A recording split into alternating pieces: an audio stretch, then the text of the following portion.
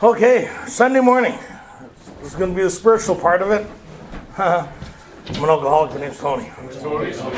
We're going to do a couple summary, a lot of information, a whole lot of stuff, like 29 years experience and application with this thing. So if you're kind of new, you'll pick up as you go along. You'll kind of go, oh yeah. So the sheets are designed that you go right from the start. You read 3 pages and you see what you get out of the book, and then the sheets are designed to show you what they're hoping you get out of the book, which is usually 2 conversations. And here's a hint: if it asks you a question, the answer is in the book. If you can't find it on the page it's located on, right, then you're looking for the wrong answer. Most of us are looking for the answer we think it says, and we go through the book until we find our answer. That's not the way it works. You kind of go through, this is the answer that goes with this, and sometimes it'll ask you a question on what you just wrote. Do you understand the basis of it? So I'm going to do, I was kind of meditating this morning how to kind of look at this thing. We're kind of looking at 10 and 11. This is my kind of, a lot of people get upset with the way I do the steps, right? This is my experience through the book. This is the way I do the big book studies in Vancouver. This is the way I teach this, because it seems to lead toward less self-reliance and more spiritual-based recovery, right? Because remember we talked about earlier in the book, it warned us, or kind of didn't warn us, it told us one of our biggest problems is self-reliance, right? And we don't really know we're in it most of the time until usually pain is associated with the idea of me running my show. I don't know if anybody's ever experienced that, but when you're in charge, it becomes very evident really fast that things don't go well and people don't treat you right and the world isn't doing blah, blah, blah. And then you start turning on everybody around you, and then you start turning on yourself. I don't know if anybody ever experienced that. Anybody experienced the opposite of a resentment here? You know what the opposite of a resentment is? Self-pity.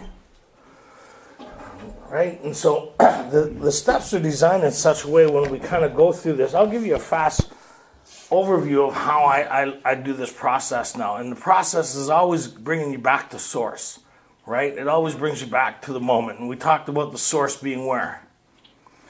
Within. And the book's very specific about that. But a lot of you, if you've been through a lot of treatment centers, and there's nothing wrong with that stuff, but they give you an overall view of your life, and you kind of come to your own analysis of what your problem is, and then you seek what kind of help you need. About maybe 10% of the people that go through treatment are real alcoholics, right, that need a spiritual answer for their problem. A big percent of them just could do behavior modification, stay away from the first drink, apply a bit of prayer, a bit of spiritual, but they're very still self-reliant, right? They don't need it at the depth. So it's like a person that don't know how to swim. How much do you think they'll hang on to a life jacket compared to a person that knows how to swim somewhat? Yeah, so that's like the difference in recovery. I'm never going to learn how to swim sufficient enough to be able to sustain my own life without that life jacket. But it's no longer a life jacket, it's just a part of what I wear, and it keeps me buoyant and it keeps everything good. Every once in a while, I think I watch everybody swimming without one, and I think I can leave it on shore today. And I find out really fast that I still don't know how to swim. I'm good till the water gets about here, right? You can always tell a pool full of alcoholics that can't swim. They're okay with the water up to here, but you hear a whisper, "Don't make waves." And that's kind of like our recovery, right? So when I went through this, step 1 gave you the problem from their understanding. Because I didn't understand what the problem was. I knew, but I was afflicted by it, right? It was like something serious. Then they gave us the solution to that problem, right? Which is spiritual nature. Then they asked us to make a decision which way we wanted to go on that. Is that kind of yes, no? Yes. Right? So all this here we see is all information. There's no change in these first 3 steps. If you're under the impression there's change in these 3 steps, then the rest of the steps have no purpose. A lot of us like to believe there's steps and there's change in the first 3 steps, then we delude ourselves into believing I got something by doing nothing. Because it could give you a really good feeling when you pray and there's hope. You ever notice that? There's like three guys are in a boat after a shipwreck. They've been out in the ocean for 4 or 5 days and the food's gone. Their lips are starting to crack.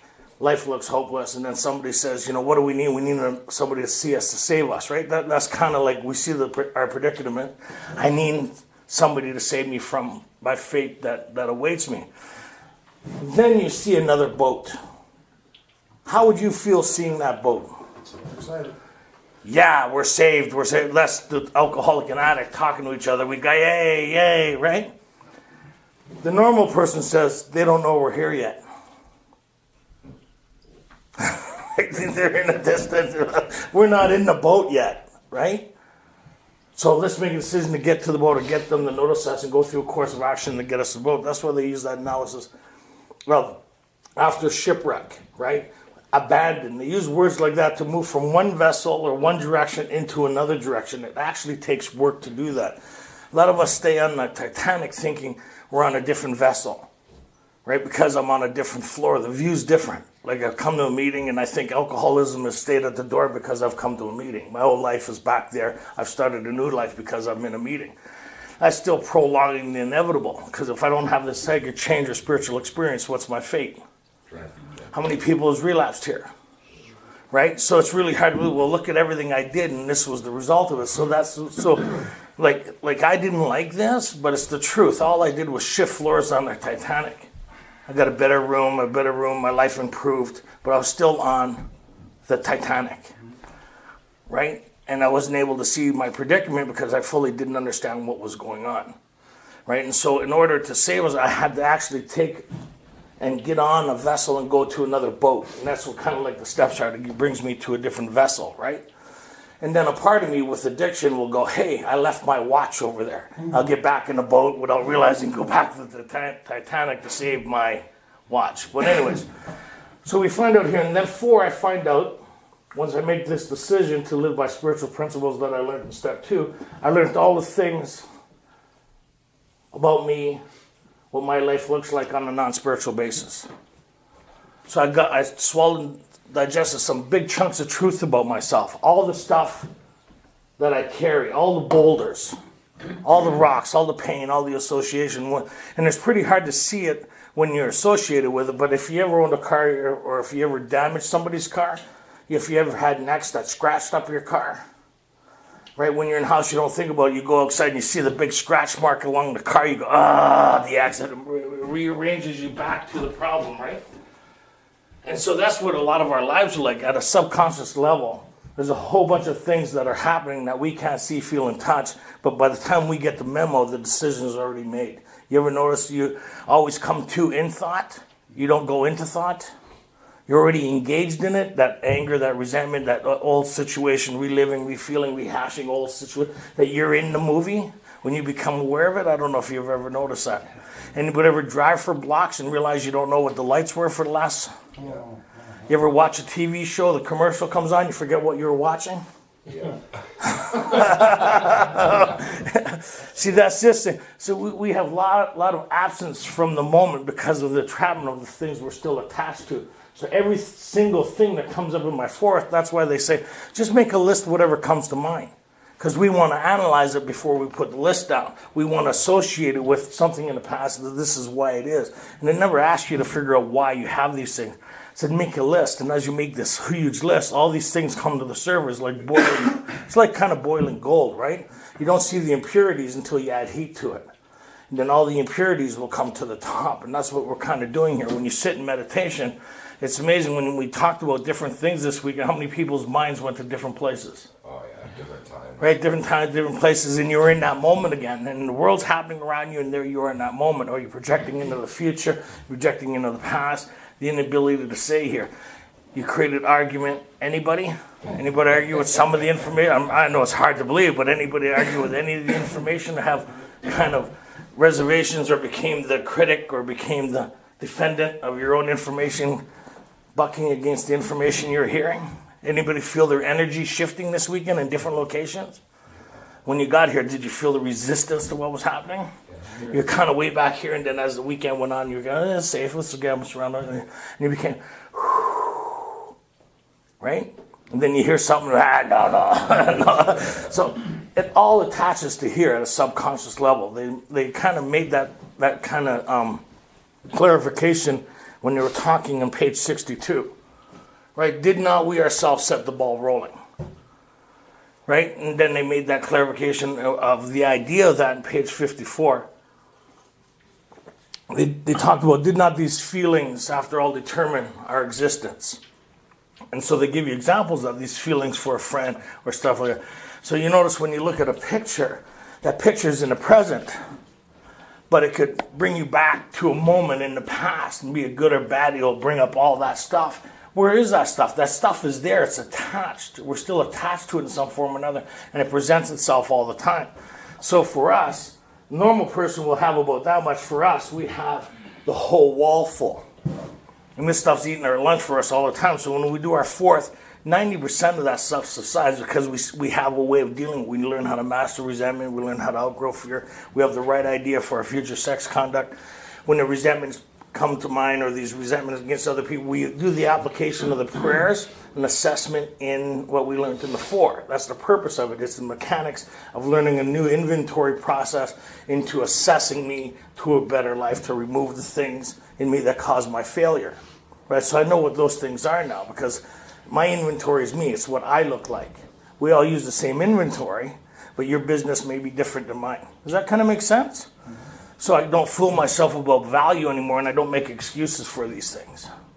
I have a clear understanding where they come from, why I have them, and why I still carry them. So when I did my fifth, a big part of that stuff went.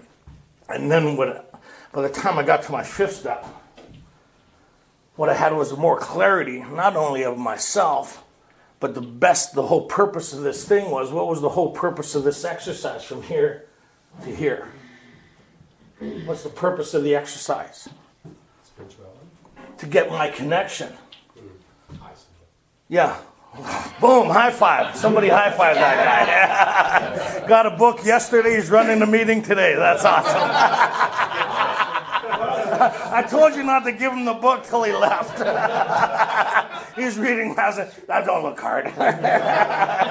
Today, we got a facilitator for next year, people. Yeah, right. That's beautiful. That's awesome, man. When he first got here, he was looking at us all. Don't even look at me. Today's like, hey, spirituality. That's the beauty of this thing, man. I love you. That's great. Hey, sponsoring tomorrow. Yes, surprisingly, from the new guy. All the old people was like, I'm not too sure. Yes, to get your own connection. It's important to get your own connection, the source from within. That's why in We Agnostics it says it's only there it can be found, not anywhere else. So it takes away from that idea it could be whatever you want. Your conception could be whatever you want, but it has to be connected to power. It has to be connected to the power source. You can plug whatever you want in there, but you need connection to the power. That's what they're talking about. So I have this beacon or this safety or refuge within inside of myself. Remember in the fourth where they talk about matching calamity with serenity. I need to find safe haven within myself to be able to shield myself from the world and all the things that happen into it, right? It's like that. Remember that poem I remember reading for years, never got it. The guy thought it was written in 1836 or something. Go hastily among the haste and the noise. Yeah, and I'm reading it and I'm thinking, what noise? What noise would be happening in 1813? I'm thinking like I'm new. I'm thinking, what noise? And my sponsor goes, the noise in your mind. I said, oh, you mean the band and the riot and the concert going on? Yeah, the noise. I said, find peace. So we have this connection. And then in 6 and 7, we see the things that we're still hanging on to. But they don't become as clear as when you start going along in your sobriety. They become more clear. Oh my, this thing's coming up again. There's attachment to that. Isn't that funny? I'm great with my mom, my brother, my sister until they remind me of something. And then I remember the pain, right? And then, or you ever talk about all the people you forgive? You haven't forgiven them. You ever hear people, I like to talk about forgiveness, and this person for this, and that person for that. There's still attachment to it. And it's funny, and I was a year sober before I realized that. Like I was married, and I said, there's still attachment. I talk about forgiveness, but yet there's still energy tied to it. Right? And I thought, isn't that interesting what they talk about in 6? These one of these things that I'm bringing forward. Because I'm trying to have a new experience here, but there's an attachment. See, there's these events that happened in my past. They're just events. The only thing that causes them problems today is some emotional attachment. You know, it's like getting your chain or something caught on something.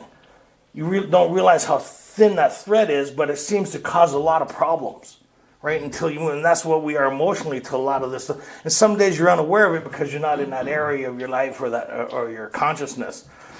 So, like an example, my wife, and this goes with 9, 10, and 11. This is the whole process going through, and you see how 11 and then 12. So as we go through this, so this event, the recipe I've learned all the way through this. So the steps turn into, what's that thing? Principles. What are the principles? Step 1 now becomes, what is the problem? But this time you assess what the problem is. Right? Then step 2 is, what is the spiritual solution to this problem?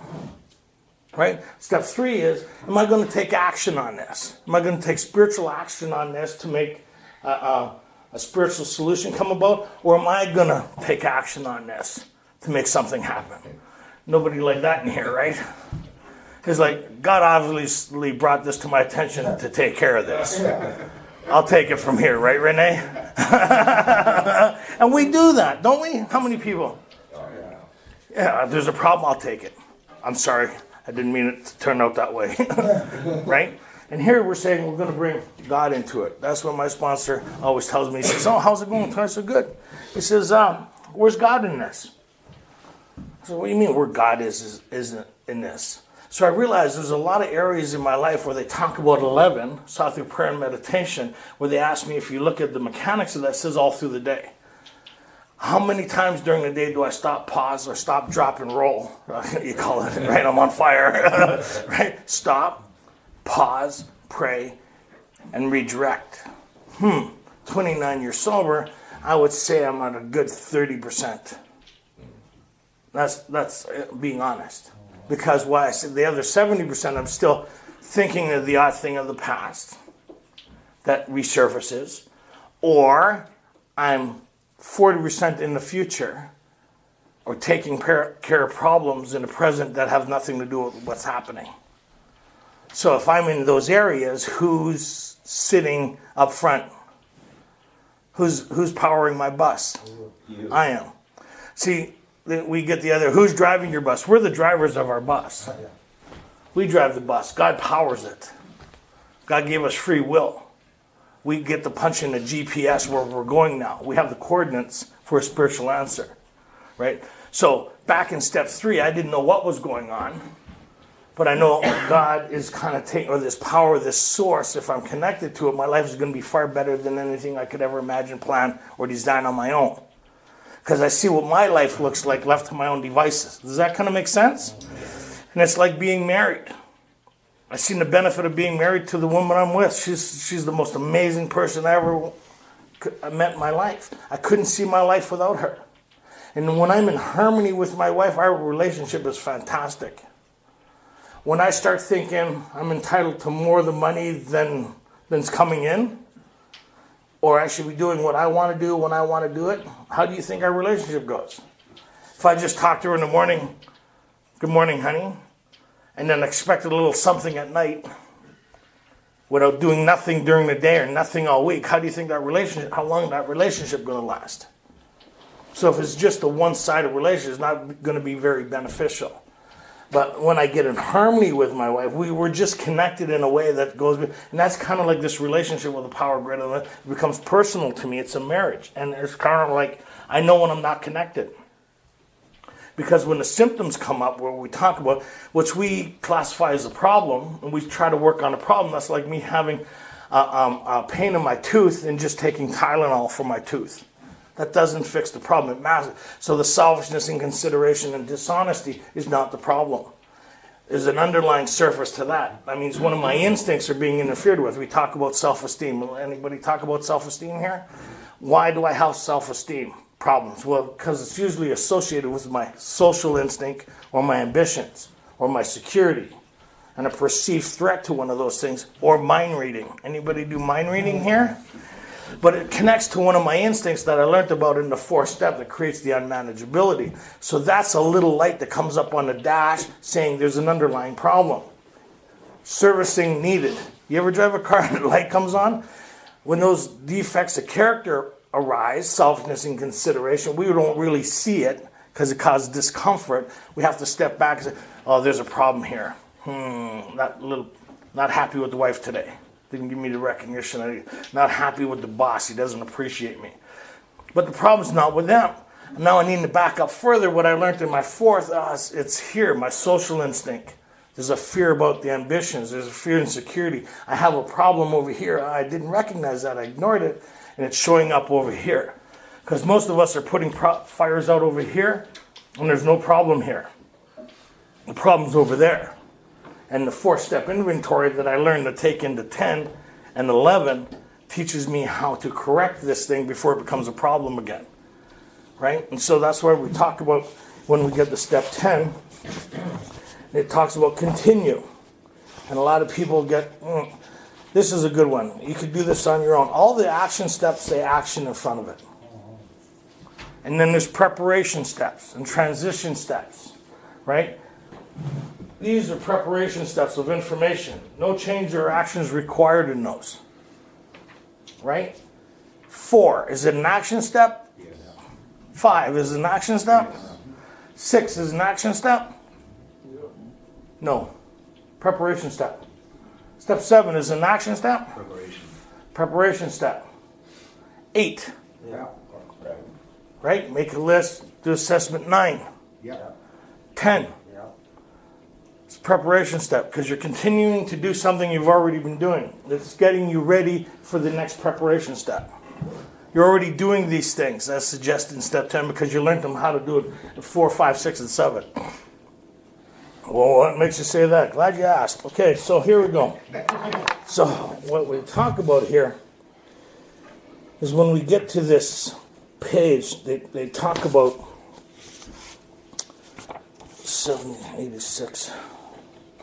They talk about the purpose of this, and we'd miss it because what's our first obsession? Self.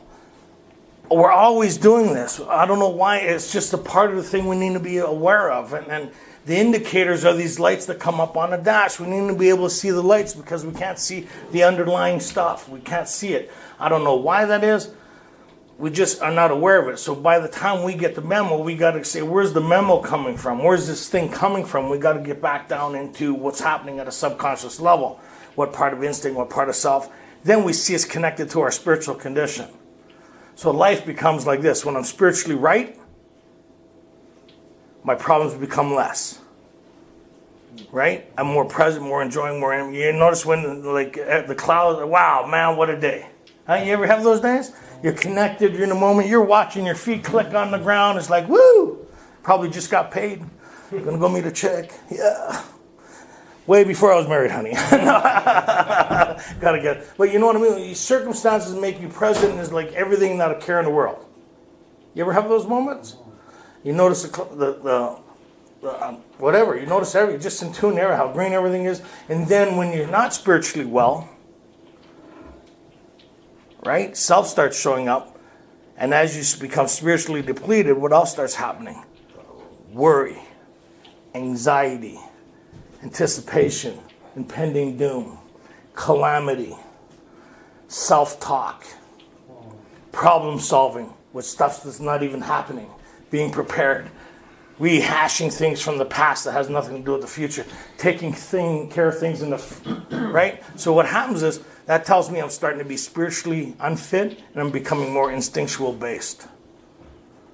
Right? And so I need to be able to see those cues because my self won't tell me that. Self won't go, hey, you're becoming instinctual based, time to back up, relax, and pray. My mind's not designed that way. When I become spiritually unfit, my mind and instincts are designed to think and take care of things more. I become more problematic. Anybody ever experienced that stuff? So they talk about here, which is really cool, and I'm just going to go through this really fast. You can go through it yourself. Remember what I said earlier. This is what I learned after 29 years of doing this. I never learned this process when I first did it. What I learned when I first did it was it was a behavioral modification, self-analysis, self-fixing process. I learned that when you seen there was a problem, then you bring God into it, and then you talk to another human being. Right? So that's what I learned, and most of us learn that, right? Just go through the day, focus on you, and when you think there's a problem, then pray about it. Well, what we consider a problem, what is a problem, is two different things. What most people consider a problem is there's a little fire outside their house. We don't consider that a problem. We consider when my house is on fire, that's a problem. Or I broke my shoelace, depending on the severity of the situation, right? We're the type of people that trip over molehills and start digging off mountains, right? Like, we're just kind of funny people. Okay.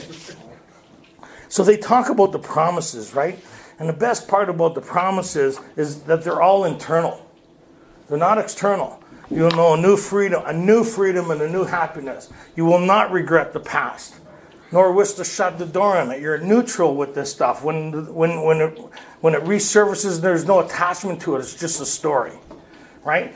It's like a rerun on TV. You know what you're suspecting. There's no big, as it was the first time, right? The thrill is coming, and then there comes a time where I don't even want to watch the movie anymore, but I'll discuss it with you if you need reference to it. See how my past can benefit others. It's pretty cool, right? It's the same thing, right? And then they talk about the main part. You'll suddenly realize. To suddenly realize means that I've been living in it. I'll suddenly realize that God has been doing for me what I couldn't do for me. That means way back here, something started to happen, or the first time I said, God help, or to the universe, there's got to be something different. Something started happening without me realizing it. And here you are sitting in a meeting, right?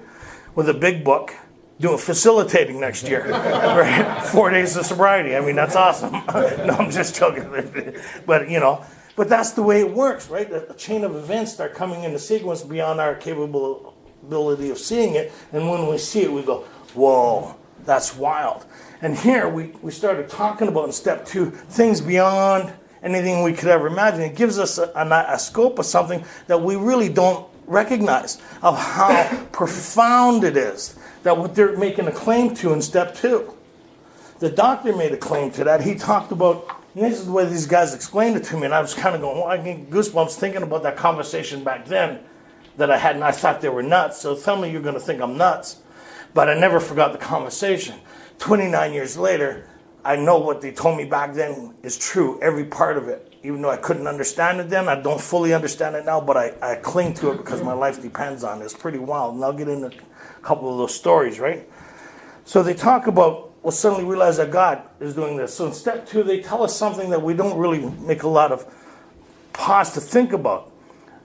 A change in our psyche sufficient enough for us to recover from the illness that's killing us. A total rearrangement in our thinking. Science hasn't been able to do that on the level we need to recreate people's lives. They've tried shock treatment, they've tried lobotomy, they tried medication to subside, but never to recreate it on the level that they talk about where the doctor witnesses something's happened to these people beyond our understanding. To me, these occurrences are phenomena, but they've been happening. We don't know how to explain it. It's outside our realm of expertise. We can't explain it, but they're happening. There's the evidence of this thing. Alcoholics Anonymous is the evidence of this thing. That something happens beyond our capability. A total psychic change. When you think about the ability to tap into something that rearranges your whole thinking process, that's pretty wild when you think about that, allowing you to recover from an illness that's killing you.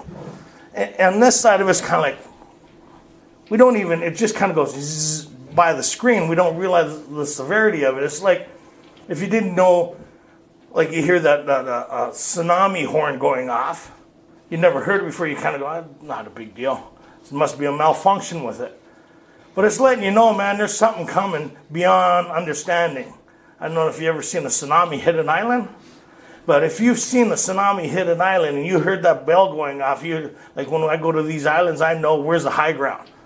I don't know, my brain's always like, I want to know how to get out of here, like walking in a room and everybody know where the exits are. You look like that crowd. Take turns sitting up against the wall, right? Where's the exit? Lock the door. Listen for footprints and footsteps. Anyways, so we'll suddenly realize that God's doing for us what we could not do for. Are these astronomical promises? We think not. They are being fulfilled among us, sometimes quickly, sometimes slowly. They'll always materialize if we work for them. Practicing these principles. The more I practice these principles, become God reliant or energy reliant or energy source based, whatever you want to look at it, more tuned into the frequency of self, right? Because we have frequencies within inside of ourselves on energy. You ever notice when you're not feeling well, you're at a really low frequency inside of yourself? It's like, whoa, like just, You ever notice that? And then when you're feeling really good, like you're charged, it's like your whole being just becomes energized. And your frequency inside is just like really, really cool. So that's what I call God's spirit, or that frequency that makes us human, right? I try to watch the gauging of the energy. You ever notice when you have a problem, the anxiety starts, or when you're pissed off, it's like the explosion starts to build, the fight or flight.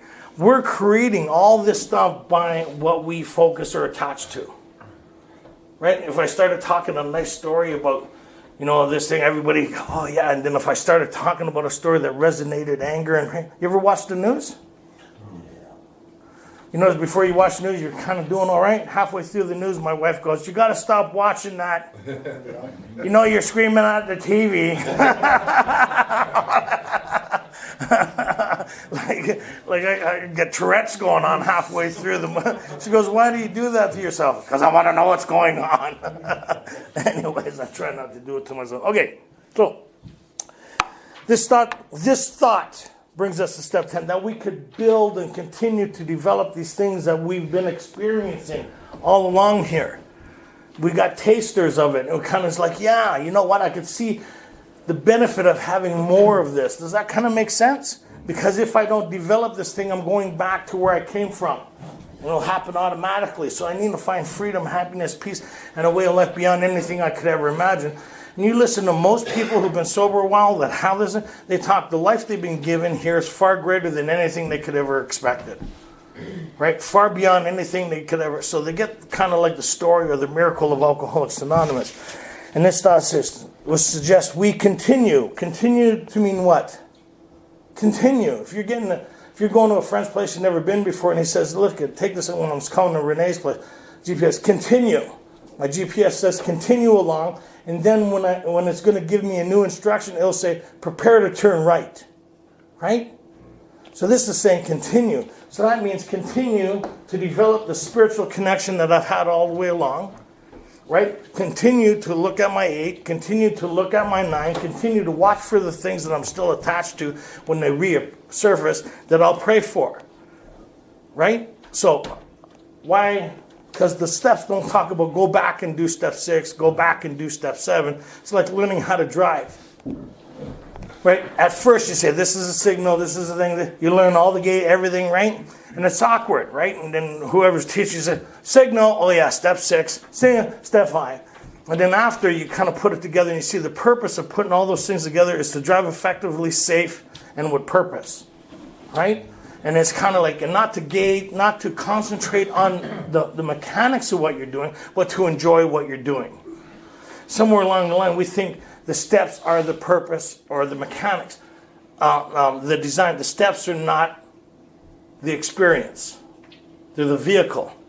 The experience is on the way up here, the mountains, the road, the people, the scenery, the cigar, my speaker tape. No, I'm just joking. Speaker tapes that Renee gave me and stuff like that. I'm enjoying everything. But if I'm concentrating on the mechanics of it, am I going to be enjoying the ride? Am I going to be enjoying the trip? The person say, "Hey, did you see this glacier or the water coming off the rocks there? Did you see the snow? Did you see the deer?" No. Why didn't you? Because I was concentrating on the steps. That's not the purpose of the steps. A lot of people talk about the steps are it. The steps are not it. The steps are not the experience. Everybody talks like the steps are the experience. The experience is not the steps. What you get from doing the steps is the experience. If I don't get this, the steps won't help me. If I just do the mechanics without the experience, it's just like that poster going through puberty. I thought it wasn't the experience, right? And then when I, find a mate, it's the experience. The kid, wow, I see the benefit of marriage and all that other stuff. Being alone and being like, it's kind of like that, right? So here, they continue to set right any new mistakes as we go along. Where would this new mistake be taking place? First in myself, because we'll realize that most of the stuff that resurfaces all the time is still attached to my 6. When I see a cop, nothing happening that day with the cop. Why would I feel that way about those police? Something attached to my past. My mom says this little something in a tone, right? My wife says a little something in a way that I feel a little snooty. Somebody doesn't look at me the right way. Is it because of stuff that's happening today? Or stuff that's still... So I kind of go, oh, why am I reacting? What's going on here? Right? Okay, so that's what they talk about. Set right any new mistakes as we go along. Because I already have a way of looking at this stuff. But if I don't stay spiritually fit, I'll go back to looking at things the way I used to. But I need my new attitude and my new way and my new relationship to stay moving forward, right? So then they talk about here, we vigorously commence this way of living as we cleaned up the past. That means I should be doing 10 and 11, right? As I clean up the past, I vigorously commence this way of living. As I'm cleaning up the past and doing my 8s and 9s, I'm doing my 9s, a lot of those old emotions connected with those people will resurface. That's why they talk about when these things crop up, right? I'm still dealing with yesterday's stuff today. And I'm to correct it spiritually or mentally or emotionally today to be able to deal with them effectively. I have the mechanics. I'm doing that over here because I have the prayers. I'm learning how to master resentment. I'm learning how to outgrow fear. Outgrow fear doesn't mean I'm eliminated it. I'm living like to outgrow something means I have the ability to see past it, right? You hear people say, oh, we don't have 2 emotions in the same house. Yes, we do, right? I can have enough fear that used to cripple me. But through the application of these principles and accessing the source or power or spirit, whatever you want to call it, when I have the experience with it, I have the ability to move past that fear that used to cripple me. And sometimes just getting up off my chair to go do something is progress, right? Where before my life used to cripple me, now, you know what, I'm going to get out of bed. I'm going to go to that meeting. I'm not going to be stagnant or crippled by my thinking and my emotions. I'm going to ask God for the right thing. My sponsor used to say, in early sobriety, I'd be crippled by my life, right? And it's, you know, I never cleaned up. He says, stand up. So I said, what for? He says, just stand up. So I stand up. He says, now lean forward. Keep your feet straight and lean forward. I mean, he said, keep leaning, keep leaning. He says, I said, well, sorry. He said, what happened? I said, my foot moved by leaning forward too much. He says, good. Keep leaning forward and bring that stuff to a meeting. I said, no, if you're having a problem, just stand up. Keep your head moving forward till your feet engage, and then just keep going to a meeting, okay? You bring that to us, and we'll help you reattach it, okay? That's our job. When we see you coming in, we'll see. Here we have another one. Okay. So here's the point. We have entered the world of the Spirit. We have entered the world of the Spirit. So they're telling us the whole purpose of this thing as a solution was to get connected with source power, right? That there was something beyond us or bigger than us. And then they talk about here becoming connected to that. And here this says we have entered the world of the Spirit. Later on they talk about there's a fellowship of the Spirit, and then there's the 4th dimension, the energy source that creates life. This is my understanding. And when I'm connected to that, all remarkable things start to happen. That's what happened with Bill when he was in the hospital and Ebby showed up at his house. When Ebby was in the courthouse and those 2 guys showed up to help him. Every one of us had somebody show up in our life to kind of give us direction that has us sitting here today. When you showed up here, there's people that came interested in you and your development. That's what I'm talking about. When you got connected to that source or that moment within inside yourself, the rest of the world connected to allow you to be here. That's pretty cool, right? I read that. Yeah, you read that right on. Some guys have never even read that. For 2 days with the book. This guy's is anybody looking for a sponsor? No, that's awesome though. That's enthusiasm, because when I got shown what was in here, my first 5 years, you could ask Alex or anybody that knew me, but I walked around with this book. Hey, do you know what's in here? They'd go, yes, we do, Tony. Remember, we kept the coffee on before you even got here. Hey, did you know it said this? Hey, did you know? Because I realized what was being available here was kind of like, holy, so this is the lottery to life. This is, it talks about when mining, we have tapped into a dividend, which is an unlimited resource, right? So they talk about here, we've entered the world of our spirit. Our next function, what does that mean? Our next function, new instruction, right? Isn't it? Our next function? So they're giving us, what's our next function here? Our next function is grow in understanding and effectiveness of what?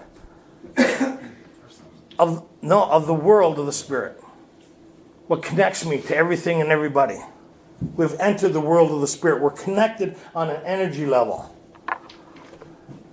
And when you start kind of looking, I'd never seen that for years, right? We've entered the world of the spirit. So that gives me one idea. So this is my kind of, like, wow, because we are connected. In a way, you ever think about somebody and they phone you? Yeah. Weird stuff. You ever notice like some weird stuff when you're present and like this weird stuff? You hear everybody talks about this weird stuff happening. I was just standing there, I was doing my eights, and this person I haven't seen forever asked God, when you're willing for me to see, then they show up. I needed a job. I didn't know what I was going to do. The phone rang. I didn't know whether this person showed up. I found a 20. And we like to think, but we start saying, hey, there's God's fingerprints all over this stuff all the time. And that's where 8s come in, right? So our next function is grow in understanding and effectiveness. Then they go over to 85. It's easily lit up on a spiritual program of action and rest on our laurels. We're headed for trouble if we do. That's why they say that in 10. Rest on our laurels. They're talking about laurels mean resting on not seeing any further necessity of moving forward.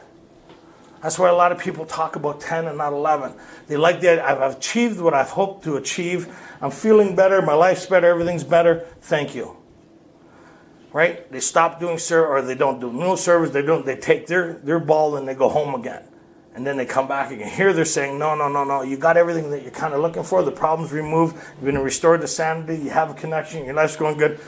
But this will not sustain you.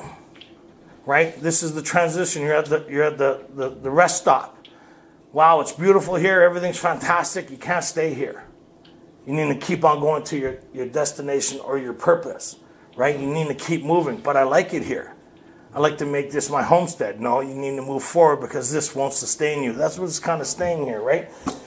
It talks about we're headed for trouble if we do. For alcohol is a stubble fall. We're not cured of alcoholism. What we have is a daily reprieve contingent on the maintenance of our spiritual condition. They give all the information to get connected. This is all connection steps. Get connected. Now I need a development, right?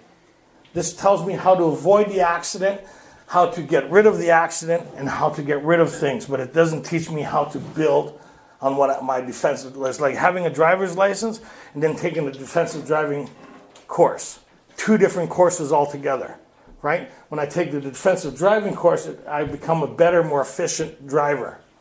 I watch for things and I enjoy life, and it's kind of like that. Or building a trade. So what it becomes is an apprenticeship. A spiritual apprenticeship. So what I did here in the first 10 steps is I've taken a course, the Conestoga College course on how to do construction.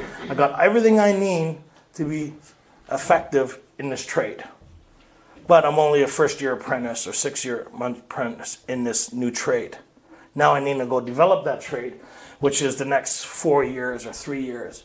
And now, 29 years later, is kind of becoming like a master craftsman, but I still need to do all the bases to enjoy all the finishing trims in my house and everything that's going. And now I'm building new structures in other places that we'll get into that. And that's what it kind of talks about here. It talks about, I don't know how to develop this spiritual. This is all about connection. It's not about development. I don't know if you kind of noticed that. I know some people are arguing already. Okay, so it says, every day is a day we must carry the vision of God's will into all of our activities. I don't know what that is yet. I have an idea, but I really don't know what that is yet. Right? So, they're saying, every day is a day I must carry God's will in all my activities. How best can I serve thee? Thy will not mine be done. These are thoughts that must go with us continuously. We can exercise our willpower along these lines all we wish. It's the proper use of will. So, much has already been said about receiving strength and inspiration and direction from him who has all knowledge and power. True or false? I have all the information. Now I need to develop it. Right? And then here we go. This is what the whole thing boils down to. This one word. Anybody know what that word is? If Conditional. if the whole thing, the whole book brings me to this one point. This is the, you know what a pivoting point is? This is where everything got the thing standing, right? Now I need to move it that way. But in order to start moving forward, because what's been holding me back is the weight of everything I've been carrying. So I get the pivoting point. I got this point here. Now it's going to go, if I've got the structure, or if I got this experience to this point, now I can start moving forward with it. All this stuff here is no longer weighing me down or holding me. But here's the qualifier. It's hot here. If we have carefully followed directions. Where's the directions? From 10 back. Is it not? Yep. 10 confirms everything I've learned in all the rest of the steps. Is there any new information in 10? Yes. There is some information. What they're saying now is, hey, I'm glad you're feeling good about what you're doing. You better move forward, because what you've done is not enough to keep you, sustain you here. Even though you may think so, it's not enough. And be careful, because you're going to start thinking about you again and not know it. You're going to think you still may got a pitch hitter. Bring them in when you think you need them. They said that won't be enough to sustain you. You need to have these things. So it talks about here, if we've carefully followed directions, right? We've begun to sense a flow of His Spirit into us, this energy, this entity, whatever you want to call it. They call it a spirit. I call it energy. I feel this life force within me now. I'm recharged, resourced. Right? I begin to feel it. If I'm not feeling this or connected to this, I can't move forward. I understand it as something within me that I got from my 5th and 6th step. I could pinpoint it more. It makes sense to me. How it looks in your life may make sense to you. For me, explaining it, it's that voice again that talks to me. I don't know where it comes from or what it does, but it says things that's kind of in a singular. But I know what it says. When it says you don't need to do that anymore, I know exactly what it's talking about. It doesn't need to explain it to me. But it makes a small little statement of, don't do that. Ask for help. Or so, it's really weird. It's like a voice. It's not up here, but I don't know where it comes from. And it's somewhere within inside of me.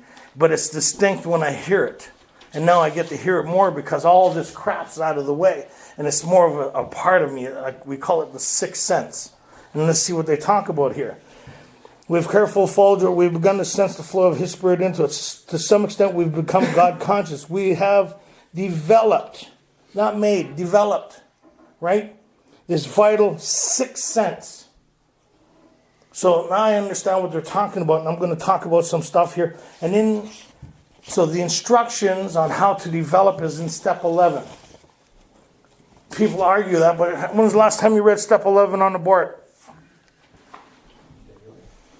Step 11 says, sought through prayer and meditation to improve our conscious contact, praying, knowledge of His will, and I would say that's a pretty good development step, wouldn't you? Step 10 says, continue to watch for you. Oh, I like step 10. I like me. Can I talk about me?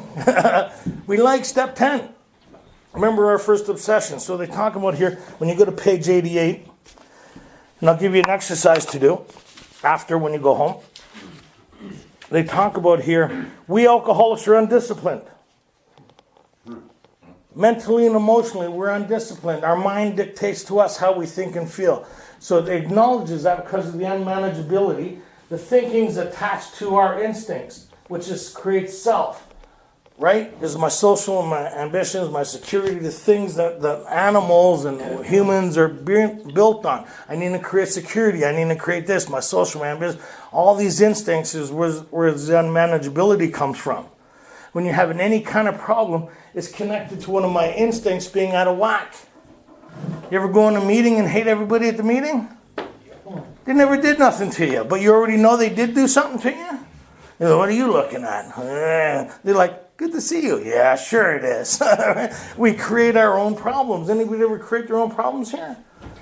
And we think, it's because I'm being selfish and inconsiderate. No, because one of your instincts, your social instincts, is out of whack, and your ambitions is out of whack, and your association with how you think about it is out of whack, because you haven't brought a solution into it yet. And then when you see it, you need to be able to correct it. But if you don't know how to see it, and you're at step 10 is about always after the accident. You notice that? Who wants to go through life with always having accidents?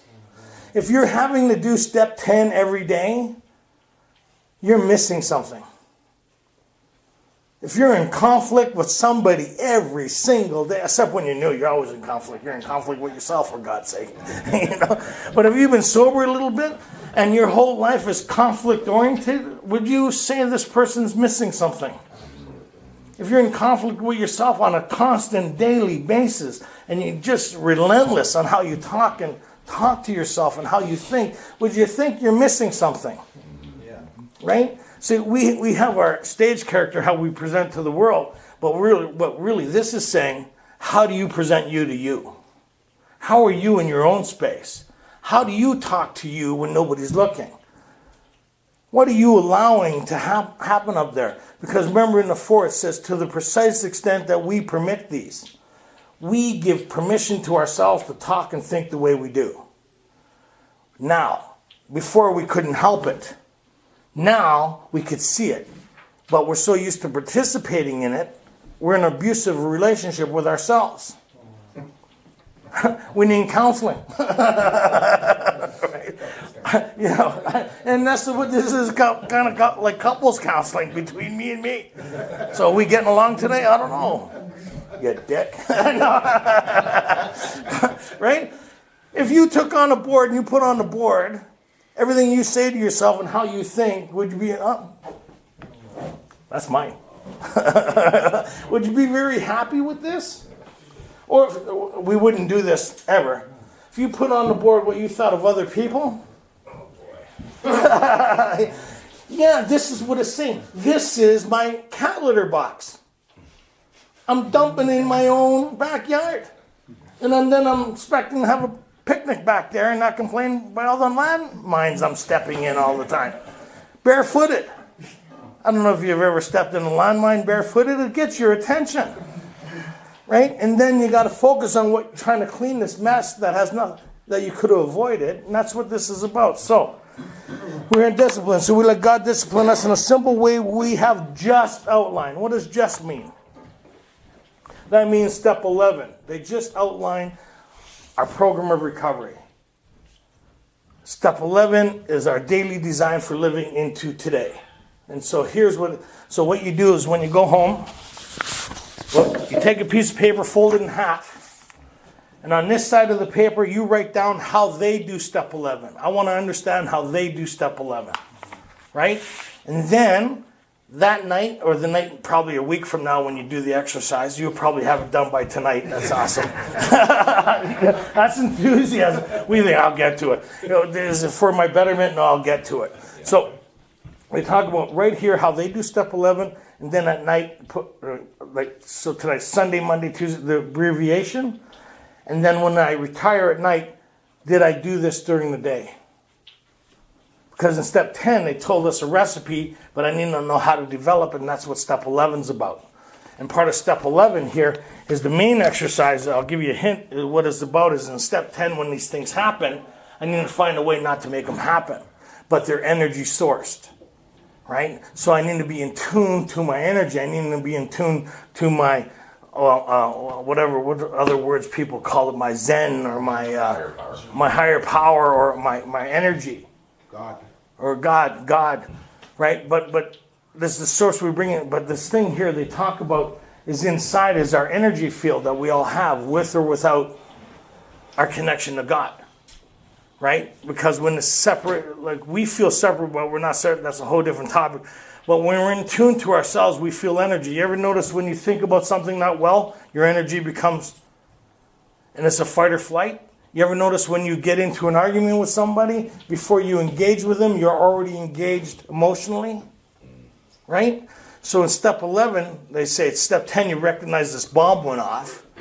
And then when you get into 11, that's why step 10 goes into 11. You ever notice that? 10 goes into 11. And then they say when we retire at night, we review our day. Right? That's the step 11. And so I asked, was I kind, loving, what could I have done better? Right? Or was I thinking about myself most of the time? That's why we don't like that step, because it's all yes, yes, yes, right? So when they say, what could we have done better? Meaning that, so I have to go back to that moment I was in. Where was my energy and where was my connection before I engaged with this person, place, or thing? When I revisit that moment, my energy shifted as soon as I anticipated the conversation.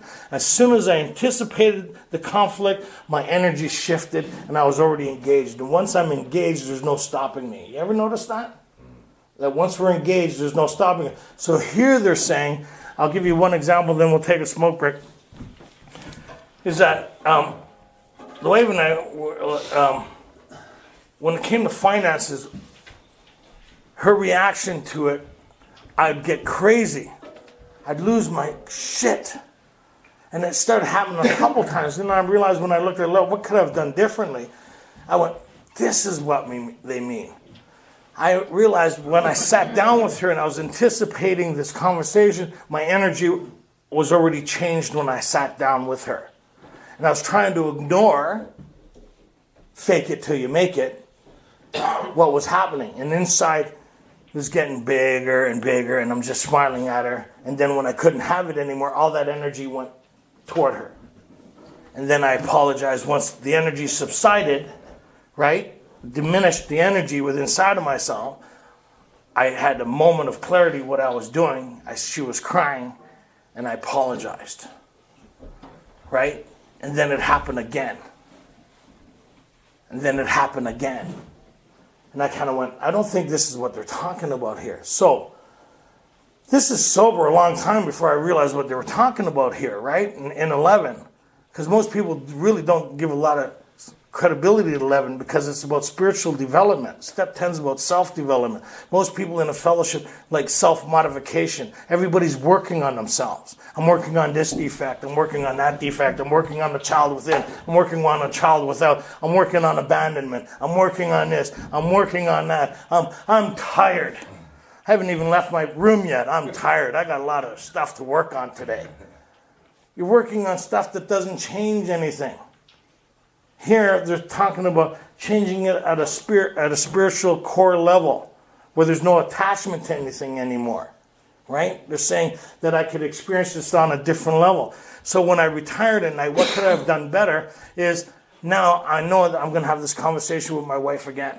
I sit down, I feel my energy starting to shift. I said, hold on a second, I just need to do a little prayer. And then I told her, I have a hard time in this area. So if we can go through it slowly, and if we could kind of take a break if I feel my energy starting to shift again, because I don't like treating you the way I do, right? And I don't like acting the way I do. But it seems I can't help doing what I do sometimes because I get attached to the problem. My instincts get out of whack and I'm not spiritually in tune in the moment. So if I could get spiritually corrected as we go along, we could have better conversations. Now, my wife sends me texts. She goes, that'll be another $200. And I'll go, ha ha ha ha, back, right? And I say, I'll have it for you. I'll email or transfer it, right? Because she takes care of all the finances, right? And I think it's too much because I have to give my portion. Anybody have a problem with giving their portion? Anybody like getting more than their portion? Oh, boy. Yeah, it was like my buddy, my sponsor once, and I took the bigger piece of cake. He says, why do you take all the bigger piece of cake? I said, well, what would you do? He says, I'd give you the bigger piece of cake. I said, so what are you complaining about? Let's take a break.